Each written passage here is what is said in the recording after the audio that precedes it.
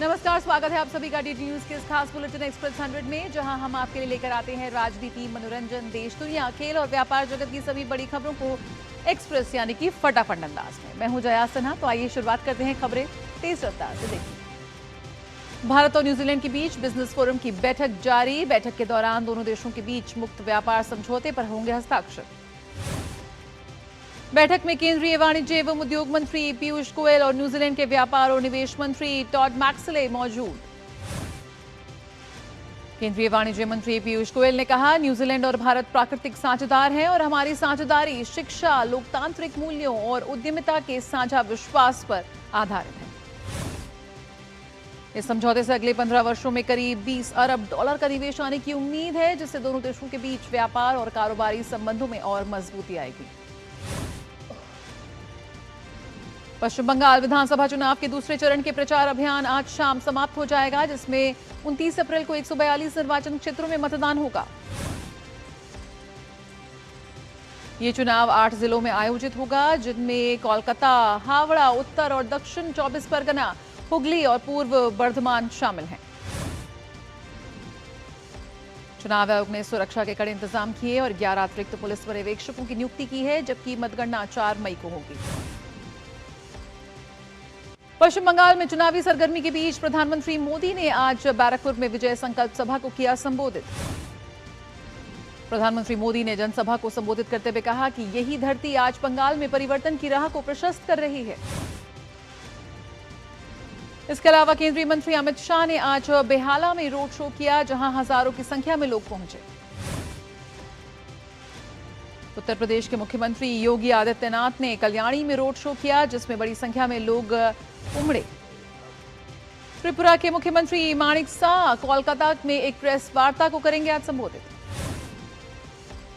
वहीं शुभेंदु अधिकारी कोलकाता के भवानीपुर में चुनावी रैली के साथ भाजपा के प्रचार अभियान की करेंगे समाप्ति। टीएमसी प्रमुख और पश्चिम बंगाल की मुख्यमंत्री ममता बनर्जी आज कई जनसभाएं और रोड शो करेंगी। प्रधानमंत्री मोदी का कोलकाता में रोड शो एक नारी शक्ति का उत्सव बन गया, जहां हर वर्ग और उम्र की महिलाएं बड़ी संख्या में सड़कों पर उतरी। पश्चिम बंगाल के जगदल इलाके में तृणमूल कांग्रेस और बीजेपी कार्यकर्ताओं के बीच हिंसक झड़प हुई है। पुलिस ने 15 स्थानों पर छापेमारी कर टीएमसी पार्षद गोपाल राउत समेत 4 लोगों को किया गिरफ्तार। बीजेपी ने आरोप लगाया कि तृणमूल कार्यकर्ताओं ने उनके उम्मीदवार पवन सिंह के घर पर किया हमला और ताबड़तोड़ फायरिंग की। बीजेपी ने इसे तृणमूल की सुनियोजित साजिश करार दिया, जबकि तृणमूल कांग्रेस ने इन आरोपों को नकारा। इलाके में स्थिति नियंत्रण में रखने के लिए भारी पुलिस बल तैनात की गई है। मध्य प्रदेश के मुख्यमंत्री मोहन यादव ने भोपाल में महिलाओं के साथ संवाद किया है। उन्होंने कहा कि कांग्रेस ने देश में 70 वर्षों तक राज किया, लेकिन महिलाओं के 33% आरक्षण का विरोध किया। मध्य प्रदेश विधानसभा में नारी शक्ति वंदन अधिनियम पर आज विशेष सत्र बुलाया गया है। इस सत्र में महिलाओं के सशक्तिकरण और विकास पर होगी चर्चा। सत्र के दौरान सदस्यों को मर्यादित भाषा का उपयोग करने और लंबित मामलों पर टिप्पणी से बचने की हिदायत दी गई। हरियाणा विधानसभा ने आज एक दिवसीय विशेष सत्र बुलाया, जिसमें हरियाणा क्लर्कल सर्विस बिल 2026 पेश किया जाएगा। इस बिल के अनुसार 5 साल की सेवा पूरी कर चुके ग्रुप डी कर्मचारी अब क्लर्क के पद पर प्रमोशन के हकदार होंगे। इसके अलावा 5% एक्स ग्रेशिया पदों को अनिवार्य रूप से रखने का प्रावधान भी किया गया है। प्रधानमंत्री नरेंद्र मोदी आज से 2 दिवसीय सिक्किम दौरे पर रहेंगे। इस दौरान वे 4000 करोड़ रुपए से अधिक की विकास परियोजनाओं का शिलान्यास और उद्घाटन करेंगे। आज प्रधानमंत्री मोदी गैंगटॉक पहुंचेंगे और कल सुबह आर्किडेरियम का दौरा करेंगे। इसके बाद वे पालजोर स्टेडियम में स्वर्ण जयंती समारोह के समापन समारोह में लेंगे भाग। प्रधानमंत्री मोदी नामची जिले के यांगंग में 100 बिस्तरों वाले आयुर्वेद अस्पताल की रखेंगे आधारशिला। इस अवसर पर वे कनेक्टिविटी, शिक्षा, बिजली, पर्यावरण, कृषि जैसे विभिन्न क्षेत्रों की परियोजनाओं का करेंगे उद्घाटन। ईडी ने मनी लॉन्ड्रिंग के एक बड़े मामले में पंजाब और चंडीगढ़ में कार्रवाई शुरू की। इसमें पूर्व डीआईजी हरचरण सिंह भुल्लर और अन्य के खिलाफ 11 ठिकानों पर तलाशी ली जा रही है। ये कार्रवाई धन शोधन निवारण अधिनियम के तहत की गई, जिसमें अवैध धन की मांग और आय से अधिक संपत्ति अर्जित करने के आरोप शामिल। ईडी की टीम आरोपियों और उनके सहयोगियों के ठिकानों पर जांच कर रही है, ताकि अपराध से अर्जित धन और बेनामी संपत्तियों का पता लगाया जा सके। मामले में आगे की जांच जारी। जम्मू कश्मीर प्रशासन ने दक्षिण कश्मीर के शोपियां जिले स्थित दारुल उल्लूम जामिया सिराज उल उल्लूम को गैरकानूनी गतिविधियां रोकथाम अधिनियम के तहत प्रतिबंधित कर दिया। ये कदम जमात इस्लामी और फलाह-ए-आम ट्रस्ट के कथित संबंधों के बाद उठाया गया। अधिकारियों का कहना है कि संस्थान में कट्टरपंथ फैलाने की आशंका थी। शोपियां के वरिष्ठ पुलिस अधीक्षक द्वारा 24 मार्च 2026 को प्रस्तुत एक दस्तावेज में संस्था में कानूनी और प्रशासनिक अनियमितताओं का खुलासा हुआ था। जामिया सिराज उल उल्लूम लगभग 15 एकड़ भूमि में फैला हुआ है।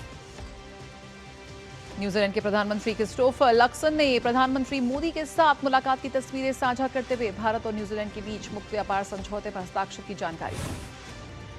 प्रधानमंत्री लक्सन ने समझौते के महत्व को बताते हुए कहा कि यह न्यूजीलैंड के निर्यातकों को 1.4 अरब लोगों की आबादी वाले भारत और तीसरी सबसे बड़ी अर्थव्यवस्था तक पहुंच प्रदान करेगा। रक्षा मंत्री राजनाथ सिंह ने एक्स पर बताया कि 28 अप्रैल को शंघाई सहयोग संगठन के रक्षा मंत्रियों की बैठक में भाग लेने के लिए किर्गिस्तान के बिश्केक की यात्रा पर जा रहे हैं। दिल्ली से लौटे कर्नाटक के उप मुख्यमंत्री डीके शिव कुमार ने कहा कि राज्य में नेतृत्व का फैसला कांग्रेस हाईकमान ही करेगा। शिव कुमार ने दिल्ली दौरे के दौरान कांग्रेस अध्यक्ष मल्लिकार्जुन खड़गे और महासचिव के.सी. वेणुगोपाल से की मुलाकात। कर्नाटक की 2 विधानसभा सीटों पर उपचुनाव के नतीजे 4 मई को आएंगे। इसके बाद पार्टी हाईकमान द्वारा शिव कुमार और सिद्धारमैया ने से नेतृत्व और मंत्रिमंडल के मुद्दों पर चर्चा की उम्मीद। राष्ट्रपति द्रौपदी मुर्मू आज से 5 दिन के हिमाचल प्रदेश दौरे पर रहेंगी। बुधवार को राष्ट्रपति मुर्मू अटल सुरंग का दौरा करेंगी। वे गुरुवार को पालमपुर स्थित चौधरी सरवन कुमार हिमाचल प्रदेश कृषि विश्वविद्यालय के दीक्षांत समारोह में भी होंगी शामिल। राष्ट्रपति अगले महीने की 1 तारीख को अपनी यात्रा के अंतिम दिन शिमला स्थित सेना प्रशिक्षण कमान का भी करेंगी दौरा।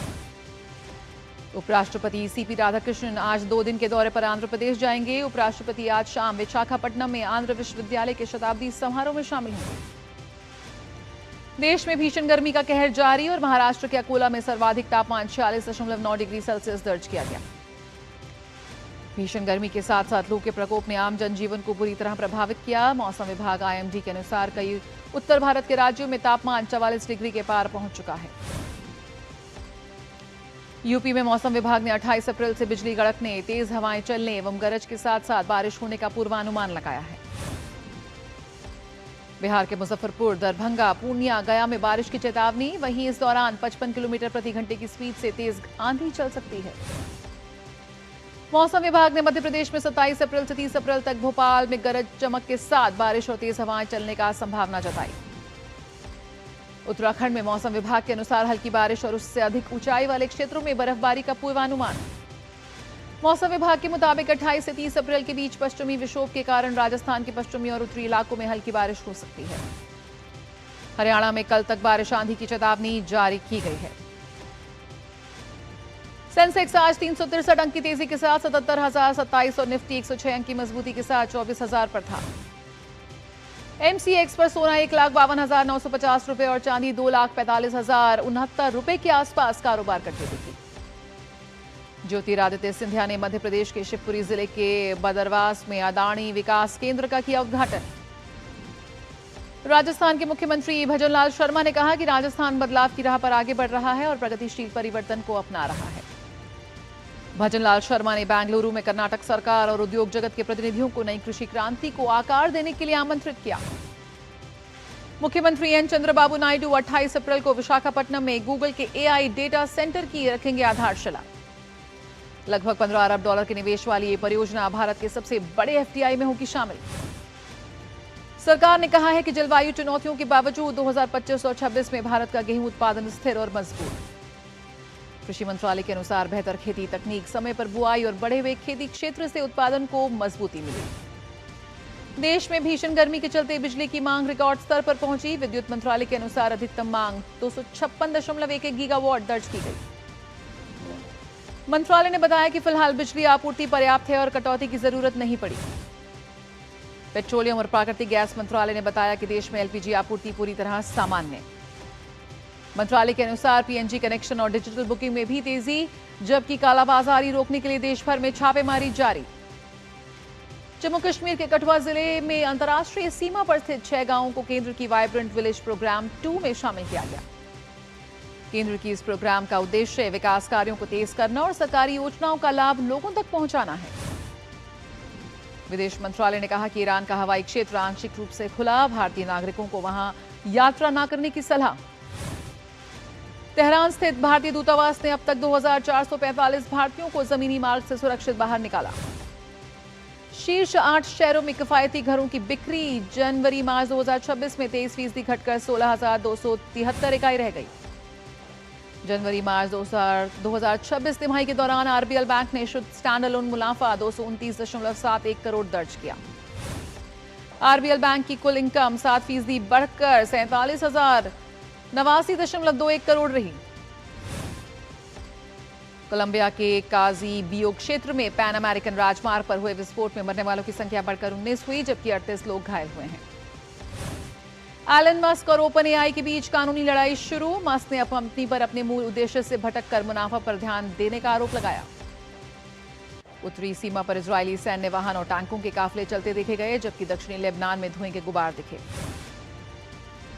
युद्ध विराम के बावजूद इजरायली सेना ने दक्षिणी लेबनान में कई इलाकों को खाली करने का आदेश दिया और हमले तेज किए। इजरायली विपक्षी नेता यायर लैपिड और पूर्व प्रधानमंत्री नफ्ताली बेनेट ने हर्जिलिया में एक नए राजनीतिक गठबंधन की घोषणा की। इस साझेदारी को एक महत्वपूर्ण दौर के लिए देशभक्तिपूर्ण कदम बताते हुए दोनों नेताओं ने राष्ट्रीय एकता और महत्वपूर्ण नीतिगत सुधारों पर केंद्रित एक घोषणा पत्र प्रस्तुत किया। माली के रक्षा मंत्री सादियो कैमारा की उनकी आवास पर हुए हमले में मौत। अलकायदा से जुड़े जमात नुसरत अल इस्लाम वुल मुस्लिमीन और तुआरेग विद्रोहियों ने कई जगहों पर हमले की जिम्मेदारी ली। यूक्रेन के राष्ट्रपति व्लादिमीर जेलेंस्की और मोल्दोवा की राष्ट्रपति माया सैंडो ने चेर्नोबिल परमाणु आपदा के पीड़ितों को श्रद्धांजलि अर्पित की। यूरोपीय पुनर्निर्माण और विकास बैंक ने कहा कि रूसी ड्रोन हमले के बाद चेर्नोबिल परमाणु स्थल पर सुरक्षा बहाल करने में कम से कम 50 करोड़ यूरो का खर्च का अनुमान। यूक्रेन द्वारा विश्व की सबसे भीषण परमाणु आपदा की 40वीं वर्षगांठ के अवसर पर ईयू और अन्य दानदाताओं ने शुरुआती मरम्मत और आंकलन के लिए 3 करोड़ यूरो को दी मंजूरी। रूसी रक्षा मंत्री आंद्रेई बेलिसोव ने कुर्स्क क्षेत्र में यूक्रेन के खिलाफ रूसी सेना के साथ लड़ने वाले उत्तर कोरियाई सैनिकों को सम्मानित किया। साथ ही उत्तर कोरियाई सैनिकों के लिए एक स्मारक और संग्रहालय का उद्घाटन किया। इससे पहले बेलिसोव और रूस के संसद अध्यक्ष व्याचेस्लाव वोलोडिन ने उत्तर कोरियाई नेता किम जोंग उन से की मुलाकात। उत्तर कोरिया ने यूक्रेन के खिलाफ रूसी सेना के साथ लड़ने के लिए अनुमानित 14,000 सैनिक भेजे हैं। दक्षिण कोरिया के अनुसार उनमें से 6,000 से अधिक सैनिक मारे गए।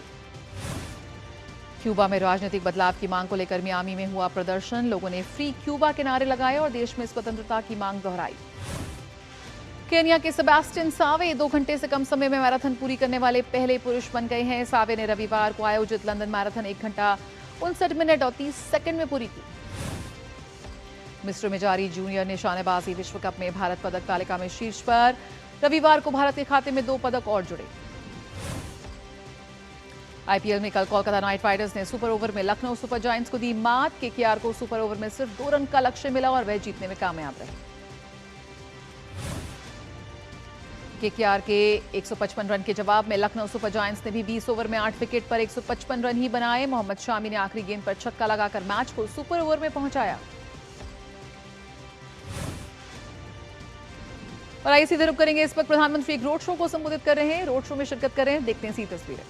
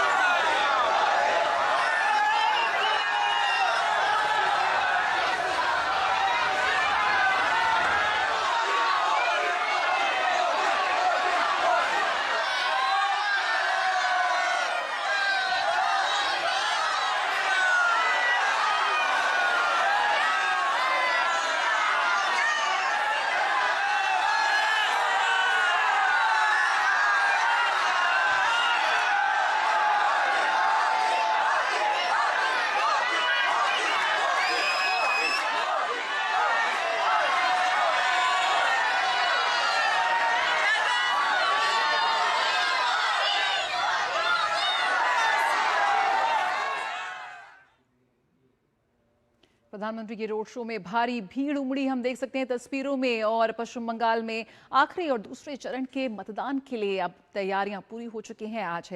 आज प्रचार थम जाएगा और 29 तारीख को होगा वोटिंग। फिलहाल एक्सप्रेस न्यूज में इतना ही। मुझे मेरी पूरी टीम को दीजिए इजाजत। नमस्कार।